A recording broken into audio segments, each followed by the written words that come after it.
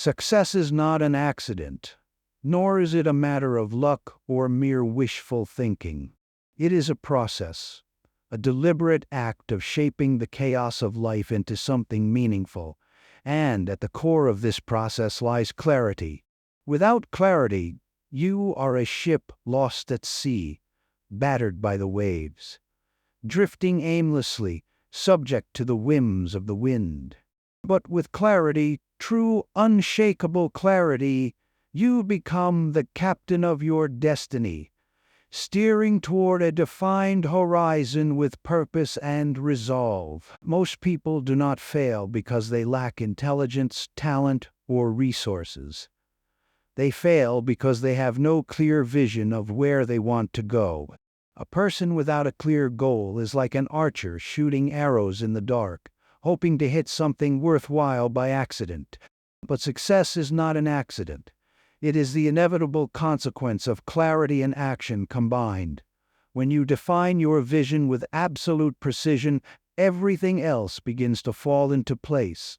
Your energy finds direction, your thoughts gain focus, and your actions become intentional rather than random. Think about it.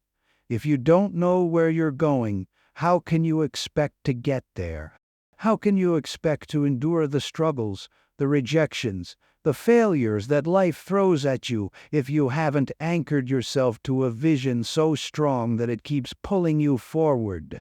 People who achieve great things in life are not necessarily the most gifted or the most fortunate. They are the ones who refuse to wander aimlessly. They know what they want, and they pursue it with relentless intensity. They wake up every morning with purpose because they have already decided where they are headed. You must decide. You must carve your own path in a world that constantly tries to distract and derail you. You must reject the temptation of passivity, the easy escape of blaming circumstances, and the comfortable illusion that things somehow work themselves out. Things do not work themselves out. People with vision make them work. The mind is a powerful thing, and it will construct whatever reality you feed it. If you believe in vague, undefined dreams, your results will be equally vague and disappointing. But if you define your purpose with sharp clarity, your mind will conspire to make it real. It will push you toward opportunities, ignite your creativity, and strengthen your resilience. Many people hesitate to define their goals clearly because they fear commitment. The moment you define what you want, you eliminate all other possibilities, and that terrifies people. They want to keep their options open, just in case. But keeping your options open is the surest way to accomplish nothing. A river without banks is just a flood. It spreads everywhere and goes nowhere. When you commit to a vision, you give your life direction, and that direction gives your efforts meaning. There will be obstacles, and there will be doubts. People will tell you that you're dreaming too big, that it's unrealistic, that you should lower your expectations. But understand this. The world is shaped by those who dare to see beyond what is, by those who refuse to settle for mediocrity.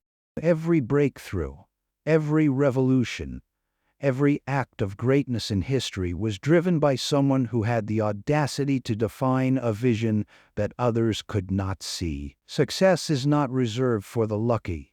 It is the domain of the clear-minded.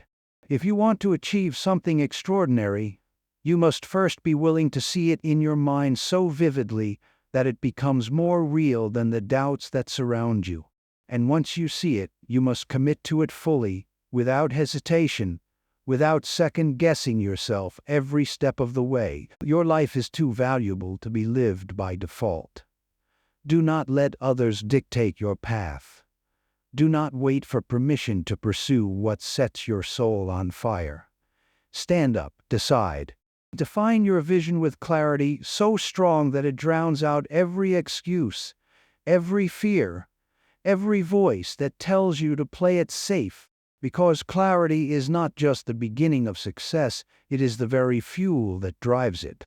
And once you have it, once you truly own your path, Nothing and no one can stop you. Most people believe success is about motivation. They wait for inspiration to strike, for some surge of energy that will push them forward. But motivation is unreliable. It comes and goes like the wind, sometimes strong, sometimes absent, sometimes whispering just enough encouragement to get started, but never enough to sustain you. And that's where most people fail.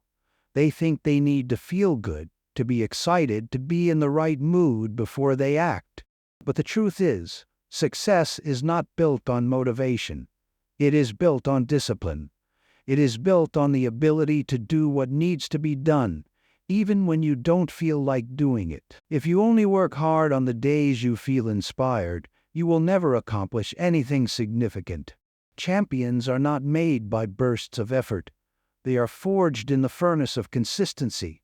They show up every single day, regardless of how they feel. They don't ask themselves, "Do I feel like it today?"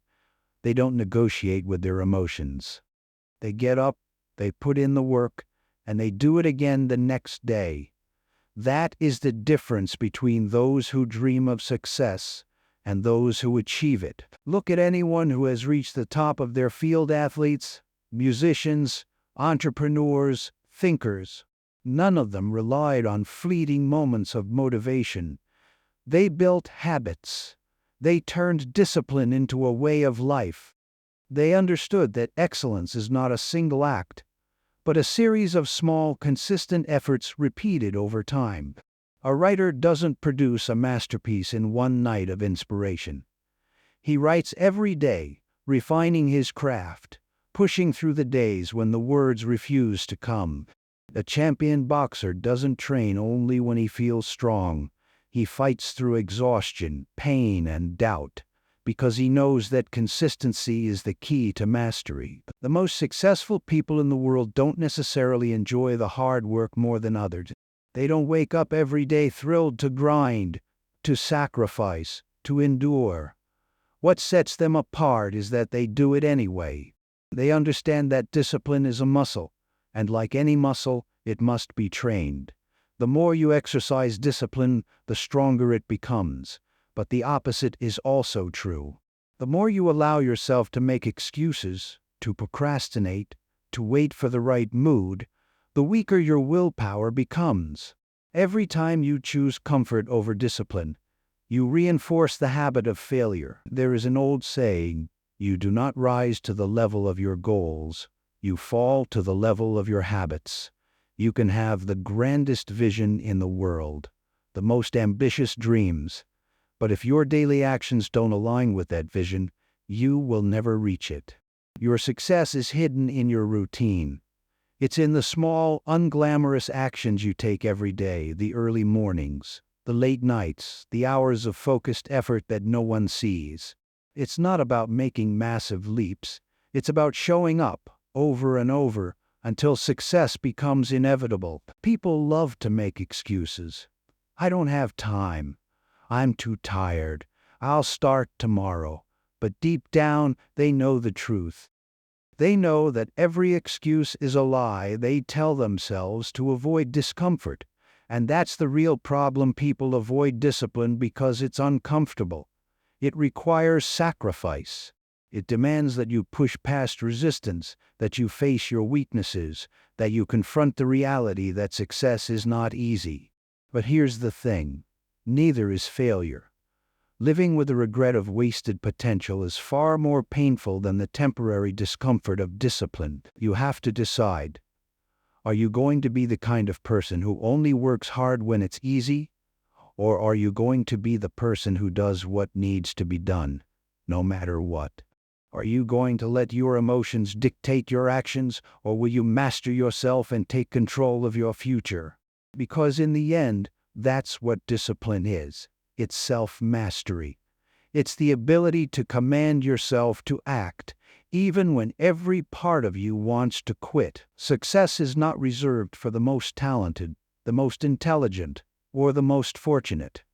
It belongs to those who refuse to quit. It belongs to those who show up every day, who put in the work, who build habits that lead to greatness. Stop waiting for motivation. Stop hoping for an easy path. The path is hard, but that's what makes it worth it.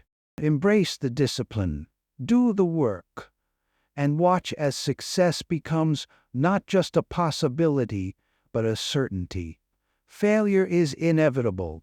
No matter how intelligent, talented, or hardworking you are, you will fail. You will face rejection. You will make mistakes, and you will fall short of your own expectations. And that's not a possibility, it's a certainty. But the question is not whether you will fail. The question is, how will you respond when you do? Most people see failure as the end, as proof that they weren't good enough, that they weren't meant to succeed. And because of that mindset, they stop trying. They retreat into comfort, into safety, into a life that demands nothing from them. They build walls around themselves, avoiding challenges, refusing to take risks, because they fear the pain of failing again. But in doing so, they guarantee something far worse than failure: mediocrity.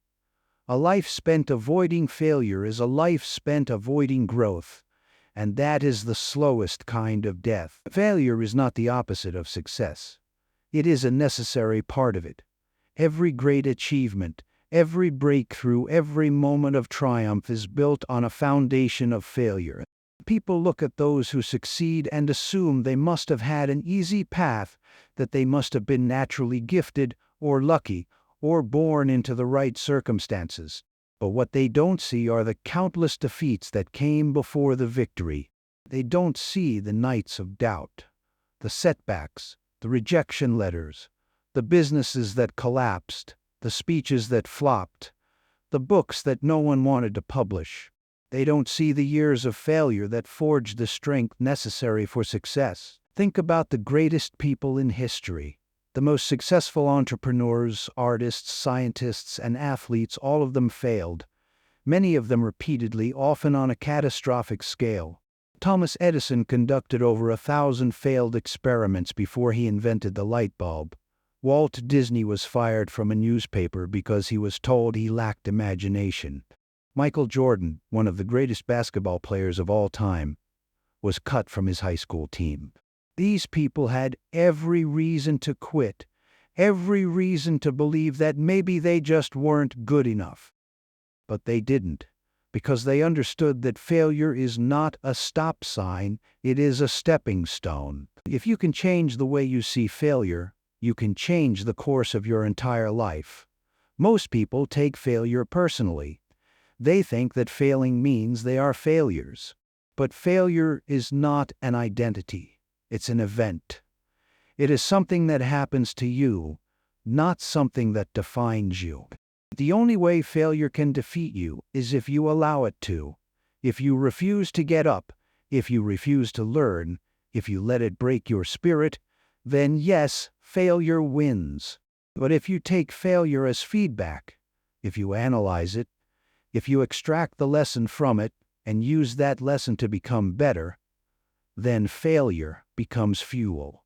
It becomes the thing that sharpens you, that strengthens you, that separates you from everyone else who quit. There is a reason why so few people reach the top. It's not because they never failed, it's because they kept going when others stopped. Most people underestimate how much failure they will have to endure before they succeed.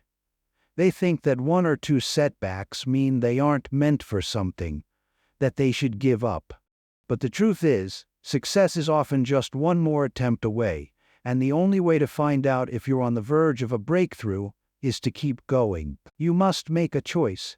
You can let failure defeat you, or you can let it transform you. You can shrink from it, or you can use it as a tool to grow. The choice is always yours. And make no mistake, this is not just about career success or financial achievement. This is about who you become, because life will knock you down. It will test you. It will break you. It will take everything from you at times. And when that happens, You will either rise or you will stay down. The people who rise, the people who refuse to be defined by failure, are the ones who change the world. They are the ones who inspire, who build, who create, who innovate. They are the ones who understand that failure is not something to fear, it is something to embrace. Because every failure carries within it the seed of something greater. Every setback is an opportunity to grow stronger, to become wiser, to build the resilience necessary for the battles ahead. So fail boldly, fail often, fail with the knowledge that every failure is carving you into someone stronger. And when you fall, because you will, get up. Always get up. Because success is not about avoiding failure. It is about refusing to let failure stop you. The people you surround yourself with will shape your life in ways you cannot even begin to comprehend. Your thoughts, your habits, your beliefs, your ambitions, all of them are influenced, molded, and reinforced by the company you keep. This is not a theory. This is an undeniable fact of human nature. We absorb the energy, the mindset, and the standards of the people around us, whether we realize it or not. And if you are not intentional about the kind of people you let into your world, you may wake up one day and realize that you have become a reflection of mediocrity, of doubt, of complacency, not because that's who you truly are. If you want to understand where your life is heading, take a long, honest look at the people closest to you. Are they pushing you forward, challenging you, inspiring you to be better? Or are they holding you back, filling your mind with negativity, dragging you into pointless distractions, making you comfortable with being average? It is a painful thing to admit, but many people are trapped in cycles of failure not because they lack potential, but because they are anchored to relationships that suffocate their ambition. They spend their days surrounded by people who complain more than they act, who blame more than they take responsibility, who fear growth more than they desire success. And without realizing it, they become just like them. Human beings are wired for social connection. We crave acceptance, belonging, approval. But that instinct can become a prison if it ties you to the wrong people. If you want to elevate your life, you have to make hard choices about who gets access to you. You have to be ruthless in protecting your mindset because the wrong influences can corrupt even the strongest will. This is not about arrogance. It is not about thinking you are better than others. It is about understanding that your environment shapes you, and if your environment is toxic, you will never thrive. You cannot afford to keep relationships that drain your energy, that fill you with self-doubt, that make you question your own potential. Find people who are ahead of you, who think bigger than you, who expect more from life. Seek out those who have built what you want to build, who embody the discipline, the work ethic, the resilience that success demands. And when you find them, learn from them. Let their mindset become your mindset. Let their standards become your standards. Let their hunger for excellence awaken your own, because success is contagious, just as failure is. And when you place yourself in an environment where greatness is expected, you will rise to meet it. There is an old saying, if you are the smartest person in the room, you are in the wrong room. That is not just a clever phrase, it is a warning. If you are constantly the one giving advice, the one leading, the one carrying others, then you are not growing. You are stagnating. You need to be challenged. You need to be surrounded by people who force you to level up, who refuse to let you stay comfortable, who demand that you keep pushing forward. Growth does not happen in comfort. It happens in friction, in struggle, in being around people who make you question whether you are doing enough. But there is another side to this, just as important. You must also be willing to cut ties with those who no longer serve your growth. This is one of the hardest things you will ever do. Walking away from relationships, distancing yourself from people who have been a part of your life for years, is painful. But ask yourself, is this relationship feeding my future or feeding my fears? Is this person pushing me toward my potential or pulling me away from it? Loyalty is admirable, but it should never come at the cost of your own progress. Sometimes, the greatest act of self-respect is recognizing that you have outgrown certain people, and that in order to become who you are meant to be, you must let them go. None of this means you stop being kind. None of this means you look down on others. But it does mean that you value your future enough to protect it. It means that you recognize your worth, your time, your energy, and you refuse to waste them on relationships that no longer align with your vision. And when you do this, when you make the difficult choice to surround yourself only with those who elevate you, you will see your life transform. Your thinking will change. Your confidence will grow. Your discipline will sharpen. Because the right people will not let you stay small. They will not tolerate your excuses. They will not allow you to betray your own potential. You must be intentional about who you allow into your circle. The people around your circle. Choose wisely, because your network is not just your support system, it is your destiny.